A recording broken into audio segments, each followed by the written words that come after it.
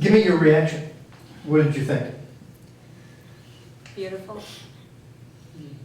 It's really well done. Yes.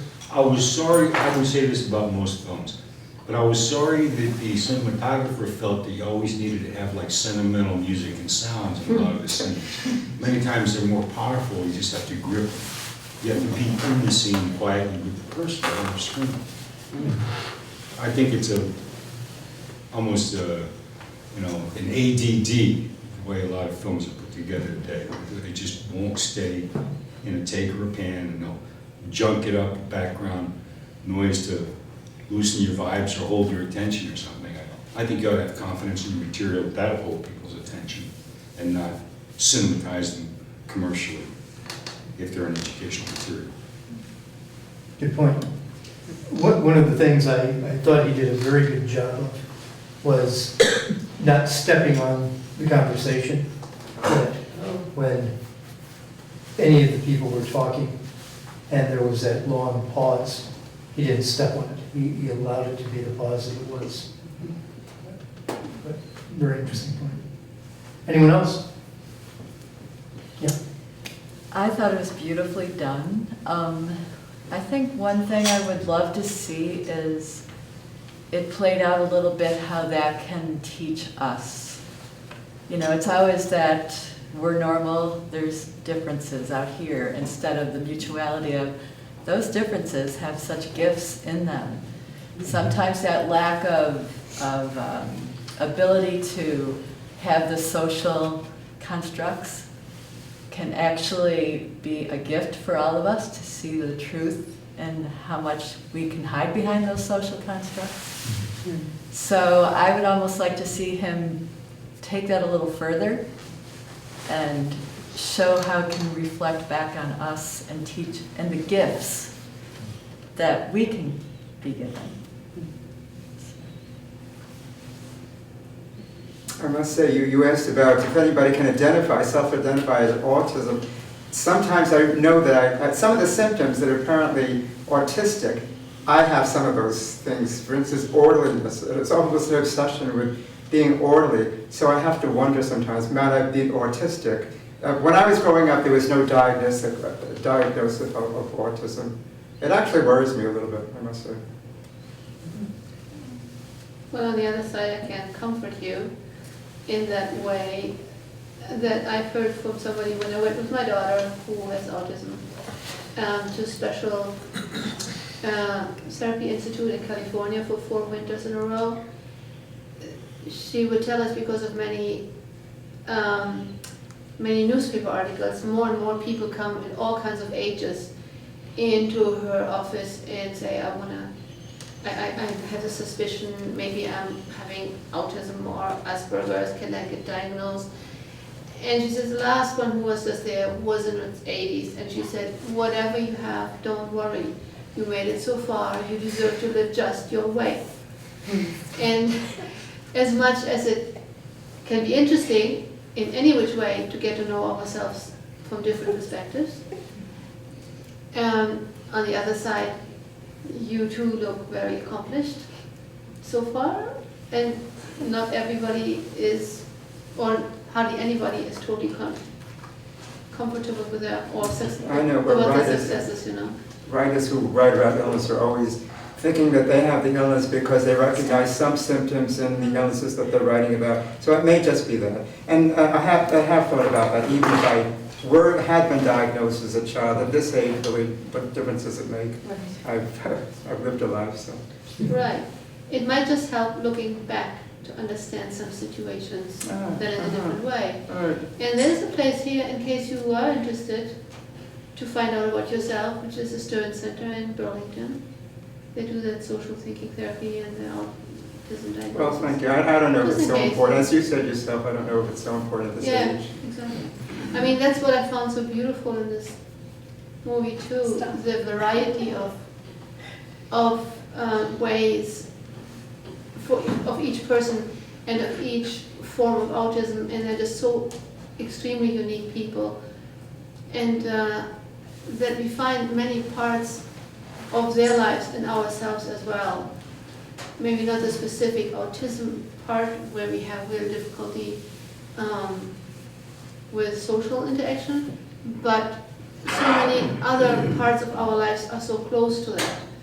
And some of us are very meticulous, and some of us are the opposite, like me, and lost in chaos too often, and so on. And so that's what I found so beautiful, that there were three different, totally different people portrayed, actually more, the women too, so we're altogether 5 or 6 even.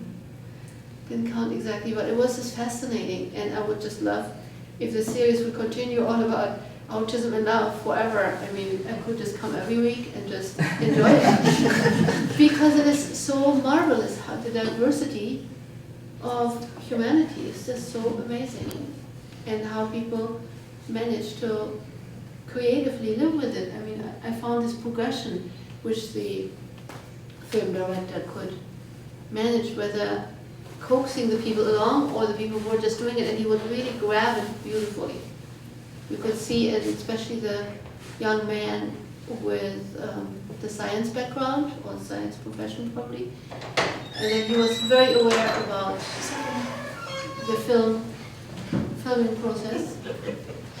And here we have somebody who self-identifies, if she wants to, my daughter. Yeah, it's just playing with her food. Just making me laugh. Yeah. I lost my thread. Well, nothing new. Okay, somebody else. One thing I just, first thing I noticed was that everyone there was white, and there wasn't much diversity, and that bothered me a little bit. I mean, there's, autism is across races, across religions, across ethnic groups, and I mean, in some of the places they picked, there definitely would have been, maybe not Minnesota so much, but in Los Angeles and Washington. So. But I have a daughter with autism myself, she's 16, and I do a lot of advocacy for autism in the state, which I enjoy doing. But I liked the film, though. I liked the couple. That was very positive. I felt a little bit bad for the Lenny situation. And I didn't appreciate the sad music either. It was kind of leading people to feel sorry for that. And I think most people with that I know of that are autistic, and they don't want people to feel sorry for them. They just want to be appreciated for who they are. So I didn't like that particular aspect of it.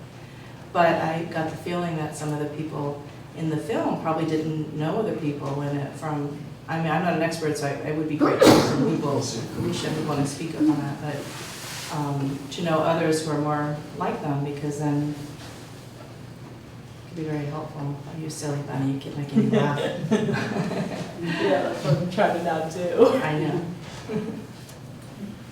It made me really sad for Lenny, because I feel like happiness is derived a lot through connection with others, and I work in this field with adults with autism, and I work in a really strong program where self-advocacy is huge, and communicating with other people brings great joy and enrichment to somebody's life. So he was isolated, and it seemed like in his area there was no program or any connection, and if there was, I think that his life could be a lot different, and that's sad. Yeah, at the end, he was working, Yeah. he was working earlier in the story, he had nothing. Yeah. I don't mean this to sound like I'm totally stupid, but I was really surprised at the tremendous introspection each of the characters brought to themselves. Maybe along the line that you were speaking about. We hide behind social norms, and we desperately try not to look at ourselves. And these characters were just tremendously engaged within themselves, and a tremendous understanding of themselves and their situation vis-a-vis the world around them. Yes? So I read the book Quiet I Jumped, if you're familiar with that. No. Naoki. Yeah, a Japanese autistic kid explains why he jumps. It's one of the coping mechanisms he has. And he explains a lot else in the book. So in fact, I'd be rather surprised if autistic people as a group, if you could say such a thing, are probably more introspective than a broad cross-section of a population, because they've got something they need to focus on consciously, consistently, and every day. So it's quite a challenge. It would make you autistic. I think that's a pretty well-written book, that Why I Jump. He's a teenage guy, but he hits the nail on the head a few times. He was actually one of the people, I was telling you that I work with Tracy Thresher, and Aaron actually is Tracy Thresher's support person. He was, And where is that, would you tell us? he was in the movie, one of the stars of Wretches and Jabbers, and Tracy Thresher and Larry Bissonette are both men with autism, and they traveled around the world and met other people with autism that actually use the method supported typing or facilitated communication to communicate. And so Naoki, they actually met Naoki, and after Naoki was in the film, he wrote that book. So. There's a, I don't know if you've heard of the movie Mozart and the Whale. It was done a while ago, maybe 10 years ago. The manuscript was written by a couple married, both with autism, very like this couple which exchanged rings very differently too. The man more into sciences and the woman more artistic and musical. Actually, she was had perfect pitch, and she was for a while having this job being flown between Los Angeles and New York every week, forth and back to fine-tune the grand piano, Steinway pianos for the orchestras. And they were both announcing that they were writing on this manuscript long ago when there was like a summer autism conference, which every summer happens for a week, the last week of June, put on by UVM, Patty Praylock, the communication department. And she had invited a number of people, adults who had successfully lived with autism. And this couple was there and talked about their life and that they were writing on this manuscript and had found somebody who wanted to help them make it a film. And it's available on Netflix, Mozart and the Whale, and the title comes from a Halloween, is it Carnival or Halloween? They dress up and go through the city, and he dresses up as a whale because he is shy, and she dresses up as Mozart because she is very extrovert. And I can highly recommend it too because they struggle quite, they wrote very authentically how they struggle in everyday life with certain issues which are unusual and more related to autism through their life to have a good relationship and a close relationship. By now they are divorced, but they're still friends. Thank you. You're welcome. So, I think you were the one who mentioned a couple of times that I mentioned diversity. And so kind of preparing for this film and kind of talking to a couple of people, there was a term I was unfamiliar with, I kind of wanted to put out here, the term neurodiversity. I mean, we all talk about people with diverse backgrounds, of diverse cultures, and realizing, all right, there's different ways we see the world. And neurodiversity in the sense of there's different ways of we think of the world, different ways of which that's interpreted. And with, I think with the film and kind of backdrop of autism and love, I think that this is a perfect segue to discussing what does it mean, what does that mean, and interpreting and accepting different levels of neurodiversity.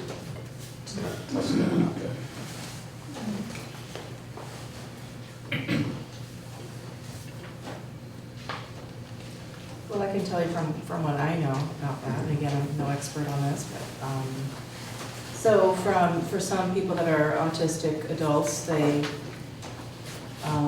see themselves as being, I wouldn't say quite like a race or anything, but just that there's absolutely nothing wrong with them, and it's just a different way of being viewed. And A lot of that really comes, I think, as a backlash, because a lot of times people are always trying to fix autism and trying to, help their kids, especially us as parents, try to help our kids improve. And so there's some backlash there from saying, well, there's nothing wrong with it, there's nothing to fix, so. And, a lot of autism's a spectrum, so you've got some people who are on one side, classic might be completely nonverbal, but nonverbal not to be confused with lower intelligence by any means. A person could have no language and be very intelligent. And then you have other folks across the way who might be very verbal and have very good jobs and have advanced degrees. It's typical for people with Asperger's to be very high IQ. And those are the folks that tend to focus more on the neurodiversity. But it comes into clash with a lot of us as parents who work really hard with our own kids because we want our kids to be as independent as possible, so we give them a lot of therapy and push for a lot of services. So we end up fighting a lot amongst each other, I would say. Kind of to bridge off of that, there were clips of the parents in the movie talking. There was Lindsay's father talking about lack of social antenna and kind of touching on those points, saying, well, we wanted to treat her the same, but see that there might not be the same vibe as everyone else. You had the other gentleman's parents saying, well, I dare not hope for a romantic relationship, I dare not hope that much. You have Lenny's mother talking about, all right, well, I love my son, he's fantastic, I just want him to feel that way. So I feel like the root of it, these are all struggles parents face. It's just, what is this specific, what is autism, does that make any difference? Or is this really just the same struggles every parent faces, just different cards you play? Well, I can say that I have 4 daughters, and 3 daughters have had no hesitation to move out as fast as possible, to go to college, and to hardly ever come back, and now they live on the West Coast. And I barely ever see them. And I have 1 daughter, these are 3. And did you tell me, Mommy, they never want to see you except without me or something? Well, I don't know what the problem is, but it's not easy to get together. Their lives are super busy. And they have by now starting families and little kids and so on, and they're traveling and so on. It's even more difficult. And they don't even communicate much. While I have my daughter, 22 years old, with Felicia over there, who says, Mom, I never, ever, ever want to move out. And I feel a bit suffocated. I don't know why, but I do. And I try all the tricks in the world. Since she is 12, I've been actually designing a homeschool and community-based program more to get her more into independence and into her motivation and her interest. And she's an excellent horse trainer. She has a state license in pet grooming. She is an excellent dog trainer. Snowmobile license? Snowmobile license, all made by herself. We're working on the boating license now. We're holding back to the driver's license because there's not much remote control at times available, and safety. But the issues when it comes to community and availability of social contact and steps to success and feeling safe and supported in that way, there's a lot lacking in our society. As supportive as it is for equal access, then what? So Felicia, for example, has great interest to study to become a veterinarian, but she doesn't want to go to college alone. She wants somebody to hold her hand all the time along. Well, who wants to study also just at the same time, in the same place, Vermont veterinarian, specifically for large animals, and so on. So it becomes for each child, as I see them, and as I've met different people through my experience being a parent of a unique child, really a very unique struggle. And it's not easy to get parents together, which we tried for years with Claudia and other parents here in Vermont, to get together once a month and exchange information, because our kids are so uniquely different. And our personal situations, if we are single, if we are having extended family around or not at all, and so on, there is so much diversity in that way that it makes it really hard to cooperate and to work together. And to find resources, it's even harder because it seems, me coming from Europe originally and more attached to this welfare thinking and system for people with disability, that there will be whole villages, whole therapeutic farms available, whole kind of woodworking shops where they can safely be supported and learn in their own way what they want to do. And here it's kind of like, well, we can get respite funds, we can some support funds, but then there is a big public and you've got to deal with the supermarket or with a real dog grooming shop where people come in and out and it's really scary after a while and distressful because it's not always the same people which come. The only state, as far as I know, in all of the United States, which has a very well set up, lifelong support program developed is North Carolina, the so-called TEACH program.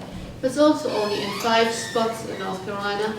If you happen to live there, you have excellent support as a parent and for the children. Like, for example, what happened to Lenny, the young man who was so depressed, who eventually worked in a store bagging food.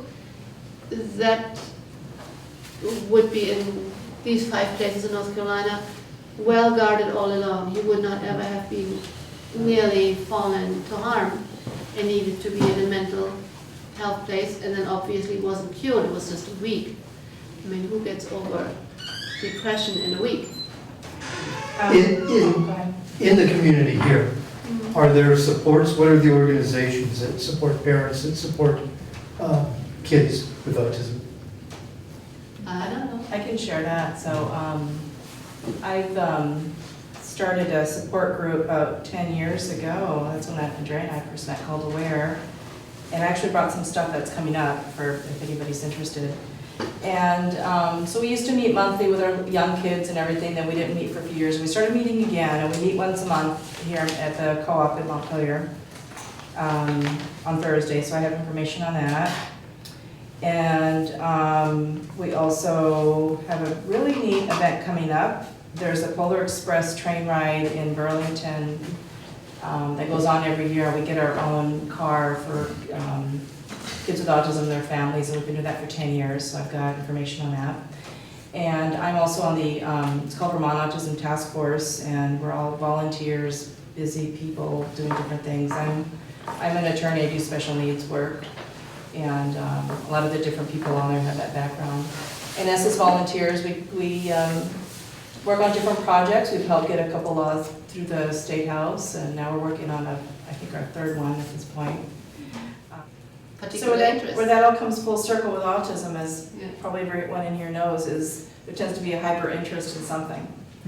And where some people would see it, where I think somebody in here was saying about there's no benefit to knowing about autism, some people would say they have that's their superpower, because their ability to really hyper focus on something can make them really good at something too. So. Like Albert Einstein. Just like I want to do, like Brett, take all the wild Mustangs and all the problem bucking Broncos and train them into safe horses like he does. People give him a horse and say, here's your free horse, they give up on it.